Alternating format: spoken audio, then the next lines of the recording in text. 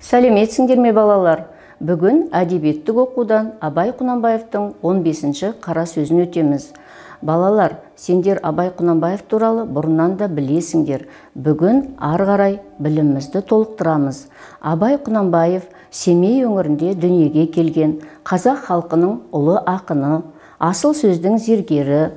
Абай Құнанбаевтың өлеңдер жинағы бар, 45 қара сөзі бар және энциклопедиясы бар. Олай болса балалар, қара сөз дегеніміз не екен? Яғни қара сөз дегеніміз ғылым туралы, философия туралы, дін туралы қара сөзбен жазылған еңбек. Қара сөз араптың ғахлия деген сөзімен мәндес. Ғахлия көркем сөз, дана сөз, асыл сөз деген мағынаны білдіреді. Абайдың қара сөзінің саны 45.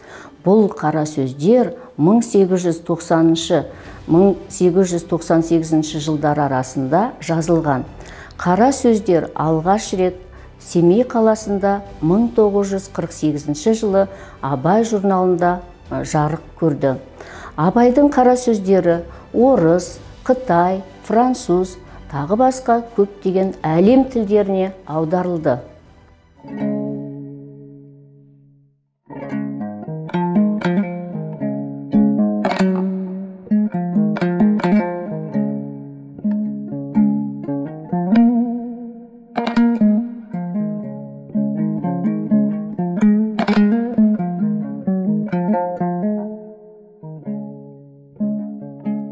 Ақылды кісі мен ақылсыз кісінің менің білуімше бір белгілі парқын көрдім. Әуелі пенде адам болып жаратылған соң, дүниеде ешбір нәрсені қызық көрмей жүре алмайды. Сол қызықты нәрсесін іздеген кезі өмірінің ең қызықты уақыты болып ойында қалады. Сонда есті адам орын түске қызығып, құмарланып іздейді екен дағы, күнінде айтса құлақ, ойланса көңіл сүйсінгендей болады екен. Оған бұл өткен өмірдің өкініші де жоқ болады екен. Егер кісі орын таппай, не болса сол бір баянсыз, бағасыз нәрсеге қызығып, құмар болып, өмірінің қызықты, қымбатты шағын ит қорлықпен өткізіп алады екен дағы, күнінде өкінгені пайда болмайды екен. Жастықта бұл қызықтан соң және бір қызық тауып алатын кісімсіп, жастығы тоз бастай, буыны босамастай көріп жүріп, бірер қызықты қуғандақ, мойны қатып, буыны құрып, екінші талапқа қайрат қылуға жарамай қалады екен. Үшінші, әр бір нәрсеге қызықпақтық. Ол өзі бойға құмарлық пайда қылатын нәрсе екен. Әр бір құмарлық өзіне бір дерт болады екен. Әр түрлі құмар болған нәрсеге жеткенде, яки әнеміне жетер жетпес болып жүргенде, бір түрлі мастық пайда болады екен. Әр бір мастық бойдан оғатты көп шығарып, ақылдың көзін байлап, дөңіректегі қараушылардың көзін ашып, ананы мынаны дегізіп, бойды сынататығын нәрсе екен. Сол уақытта есті кісілер үлкен есті шықпай, ақылды қолдан жібермей, бойын сынатпай жүріп ізденеді екен.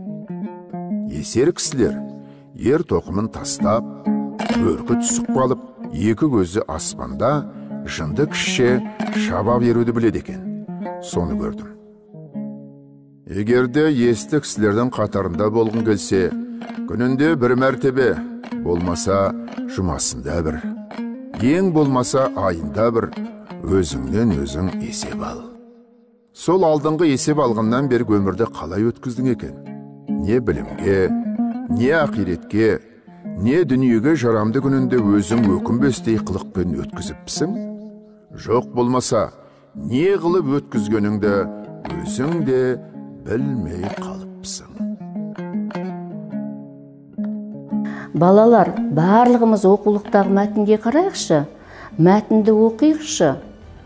Осы жерде Абай Құнанбаев адам дүниеде бір нәрсеге қызықпай жүре алмайды екен. Сол қызыққан нәрсесін құмарланып, шабыттанып іздейді екен. Сонда есті адамдар сол ең қызықты нәрсесін іздеген уақыты олардың қызықты өмірі болып есінде, ойында қалып қояды екен. Ал енді балалар, содан басқа біздің оқыған мәтініміз бойынша есер кісі бір нәрсеге құмарланып, қызығып, баянсыз, бағасыз нәрселерді іздейді екен. Сөйтіп өзінің өмірін итқорлықпен өткізеді. Ал енді балалар, Абай Құнанбаев былай дейді: сен есті адамдардың қатарында болғың келсе, өзіңе күнінде бір рет, бір мәрте, немесе жұмасына бір рет, не болмаса айына бір рет өзіңнен өзің есеп ал. Сол кезде сен алдыңғы өмірлерің қалай өткенін бақылайсың, білесің деген екен. Ендеше балалар, барлығымыз оқулықтағы мына кестеге назар аударайық. Осы кестеде біздің жаңағы тыңдаған, көрген видеомыз бойынша, бейне жазбамыз бойынша Абайдың 15-ші қара сөзін, және осы оқулықтағы бізге ықшамдалып қысқаша берілген мәтін бойынша мына берілген сызбаны толтырайық. Яғни ақын қандай орынды істерге не жатады, баянсыз бағасыз іске не жатады деп сұрап тұр. Кәне балалар, бәріміз осыған кірісейік.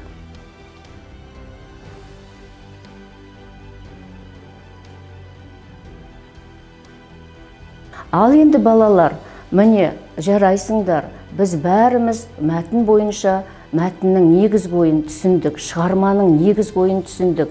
Олай болса, біз осы Абайдың 15-ші қара сөзінен өзімізге түйгеніміз, яғни уақытты құр босқа жібермеу, білім, ғылым алуға, өнерге, еңбектенуге жас кезімізден құлшынуымыз керек екен, талпынуымыз керек екен. Жаңа оның барлығын біз оқып, біліп алдық. Ендеше балалар, асыл сөзді іздесең, Абайды оқы, ерінбе деп сабағымызды аяқтаймыз.